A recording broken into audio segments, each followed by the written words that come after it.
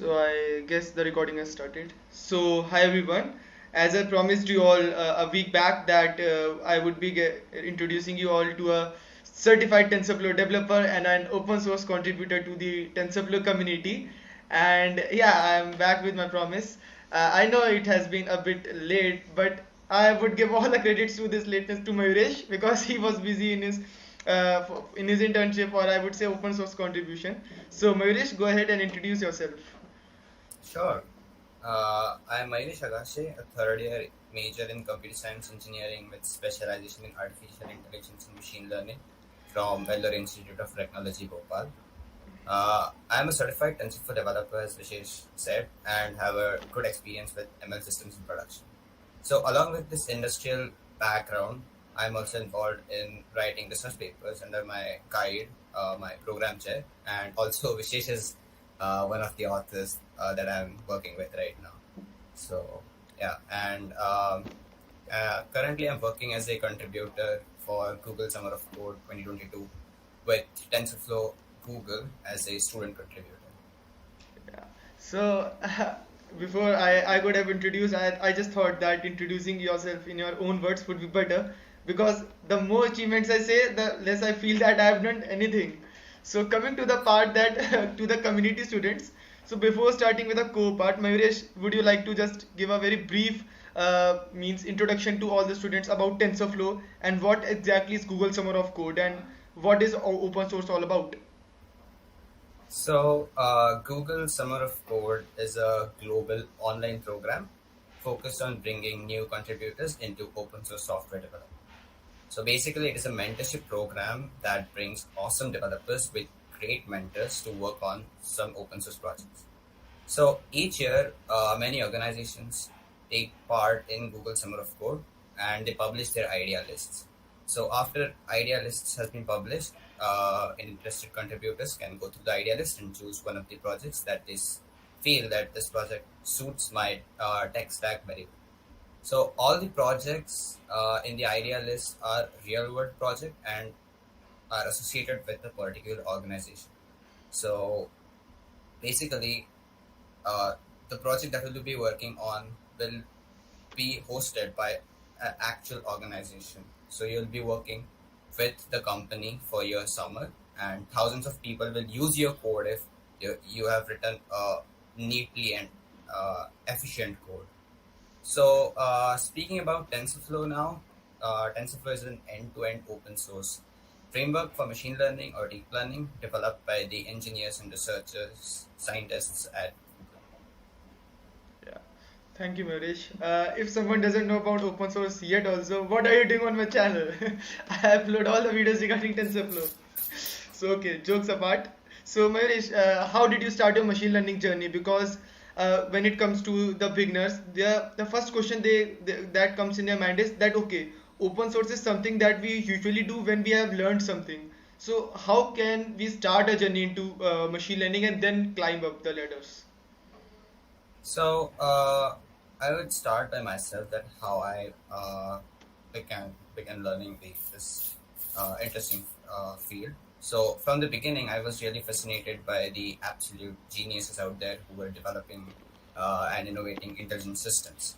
So according to me, that was my driving force to go through the ML field. So basically, the roadmap is really subjective to everyone. So I started with basic maths, and then I dived into some basic ML algorithms, then some advanced ML algorithms, deep learning, and then finally came to TensorFlow. But as I said, this roadmap is not at all, constant. Like it is really subjective part of your journey. So what is necessary that you have to devote yourself to what you're doing, and machine learning is all about consistency.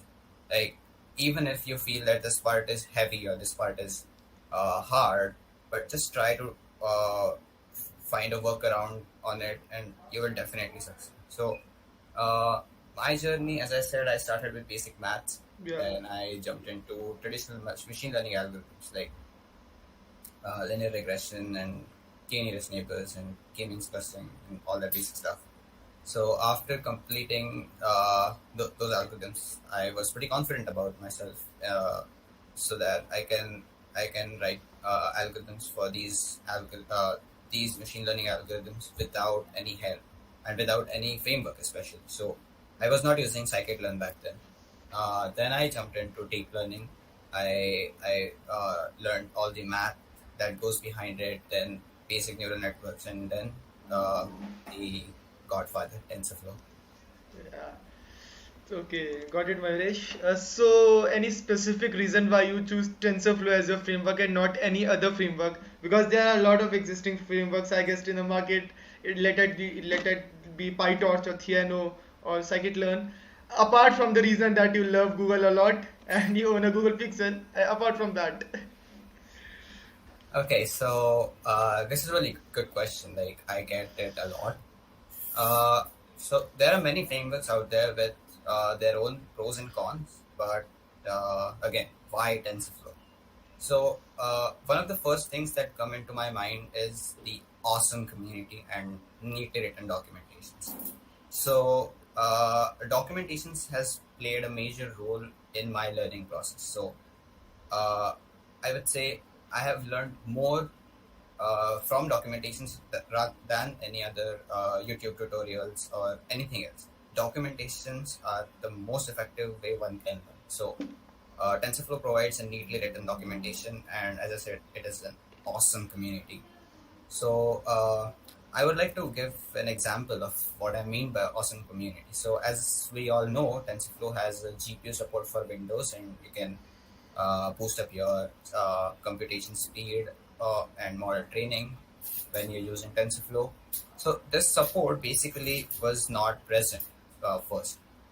Uh, and what I mean by awesome community is that the GPU support for Windows is actually a commit that is done by a non-Googler into the TensorFlow community. So that GPU support that we rely on today is done by someone who is not working with Google, but still he loves they love open source, they love TensorFlow, so they have committed this, and we are using that GPU support. So as I said, awesome community. I can't even um talk enough about it.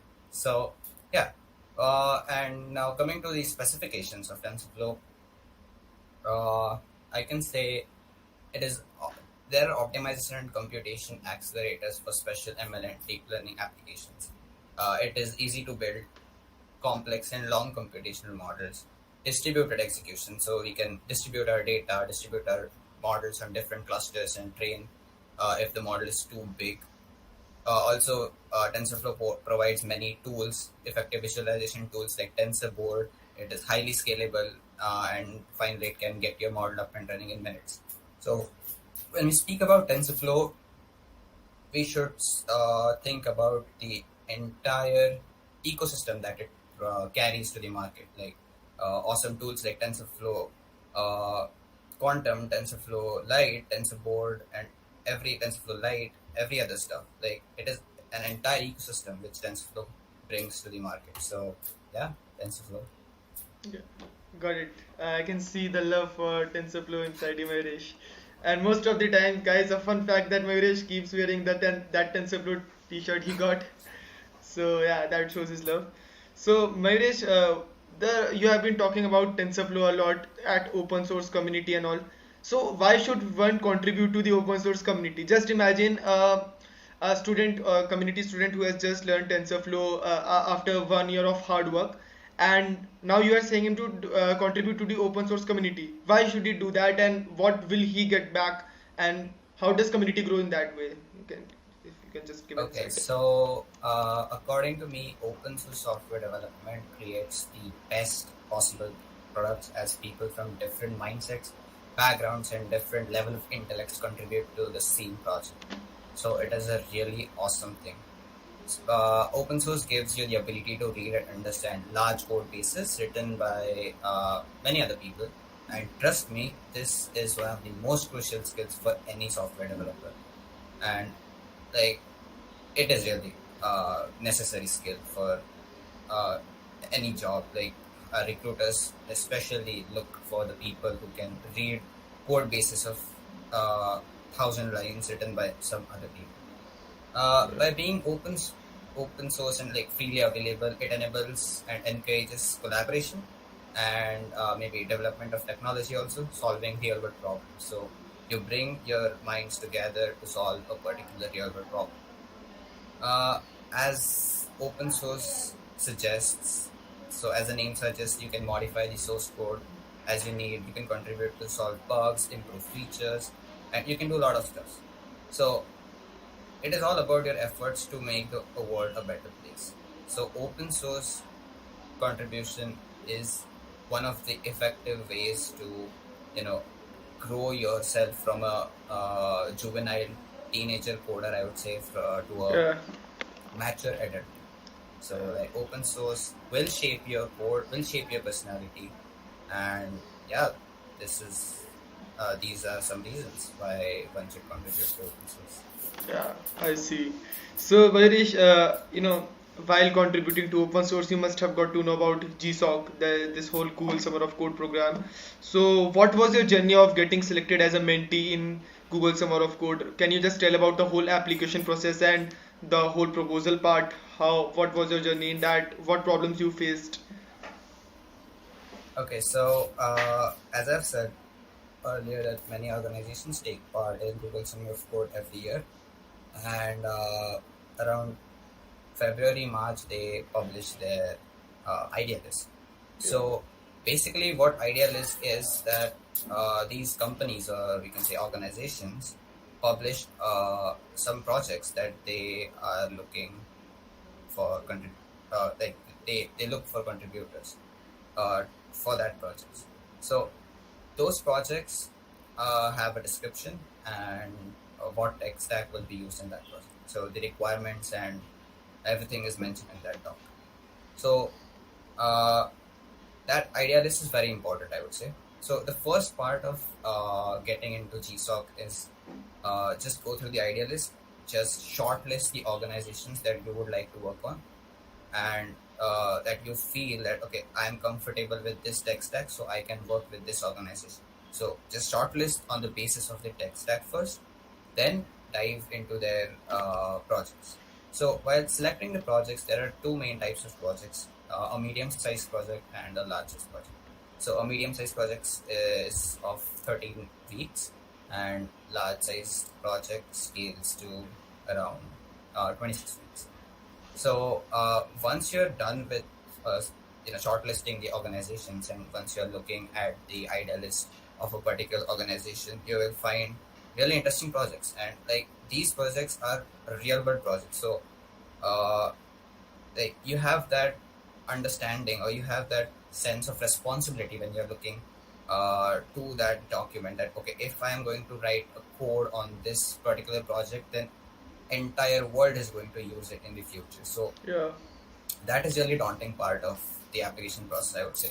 But yeah, idealist gives a lot about what organizations expects from us, and basically you can choose one of the projects and you can write your application or to that particular project. And of course organization provides you with the template for writing the proposal. yeah, So uh, yeah, so like GSOC is all about open source. So you have to communicate. Communication is the key. So before even writing a application, you have to communicate with the prospective mentors. So in their documentation itself, in that idea list, the names of the prospective mentors are written. So you can choose one project, you can contact that uh, project's mentor, and you can give them idea about what you're planning to do for this GSOC project. Then they will give you the feedback, and then you can improve your application. So this is an iterative process. So you communicate, they give you feedback, you again modify your application. So this is one of the most important parts, I would say, to getting into GSOC, because communication is really important. When you communicate with your mentor, the organization and the mentor uh, knows that okay, this person is really interested in working with the organization or on this project, so they consider you. they will reply you. So communication is really important in GSOC Plus. So after submitting the project, you have to wait for around uh, 1 and 1.5 months. So uh, and like if you're selected, you will get a mail from GSOC that you have selected, and then kudos to that. Yeah, I just remember the day you told me that you got selected. Even the hallway and Mayuresh just screamed that I got selected in GSOC in TensorFlow. And I was like, dude. So, Mayuresh, one question I would like to ask a bit out of context for all the community members. It's not based on coding or any ML part, but you got selected into Google Summer of Code, and a very limited number of contributors get selected every year. So, what is your advice to all the students or community members to how to overcome these kind of failures? Because it's a very high chance. Suppose I applied last year and I didn't get selected in open source or any other program, just like a Google Summer of Code. How to overcome that and how to keep applying in such programs and finally, get to taste that success. So failures, right? Failures are a really good friend of us. I can feel. Like when we apply, we expect that uh, we should be hired or we should be selected, Yeah. but we don't consider the fact that there are many more potential, good contributors than us, and we just become depressed. But I mean, I'm no one to talk on this actually, because I am still in a student phase and I'm facing these failures day by day. But yeah, I mean, to overcome failures, what I do is, if something bad happens, let's say, so I take a day off. I I just relax, and I try to overcome that failure by doing things that I love. So Yeah. maybe playing Minecraft, going to play badminton, or anything like that. Just free yourself. And but one of the most important things here is do not give up. Yeah. Just try. No matter how many failures you face, you have to try, and it is for sure that you will succeed one day. Just keep trying. Don't lose your motivation. Definitely, because I just remember that in the initial days also, things were not going right for I guess Oh, any student in our university, especially you, and that is the reason I consider you my inspiration to overcome all the failures. But definitely, so one last question, Mayuresh, what will be your advice to a first or second year student who has just entered the field of machine learning and just want to start his or her journey in this particular domain and wants to contribute to the community?